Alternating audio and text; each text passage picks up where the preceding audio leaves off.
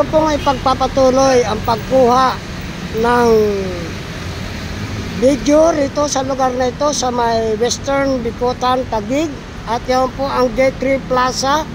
Nariyan po, may mga estudyante po dyan nagsisipag-aral at ito po ang mga establishmento na makikita natin. At yan po, kung sakaling nagugutom po kayo, pumasok po kayo dyan, may Jollibee, Pag-ibig, nariyan. Kung ano man klaseng ori ng mga requirements po, nariyan. Pwede po nating lapitan yan.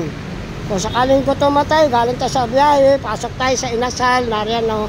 Napakalinis po at marami pong mga nakaparking ng mga sasakyan dyan. Kung ano-ano mga nakaparada dyan, motor, taxi, kotse, at saka mga kung ano, katulad niyang ice cube, ice na yan, nakaparada o yan. Pag-ibig, yan, sa lugar na yan talagang masisiyahan po kasi. At ito po natin ulit po sa Outbridge, ito po ay bagong gawa. Bagong gawa po ito dahil malaki pong tulong po ito sa ating mga mamamayan, lalo na kung sakaling darating po ang tag-ulan ay meron po tayong masisilungan.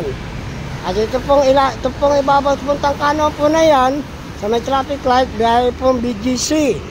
At dito po sa kaliwa, pabalik, yan po ay biyaheng Pasay. At ito po talaga napakaganda ng project ng ating gobyerno. At napagbigyan tayo ng footbridge at maiwasan ng mga sakuna mangyayari dito sa lugar na ito. Kaya maski paano, ingatan natin ito. Sarili natin itong pag-aari sapagkat project po ito ng ating gobyerno. Marami po salamat sa ating pag-vlog. Sana po, supportan po ninyo ako. At para dumami po ang aking mga followers at viewers.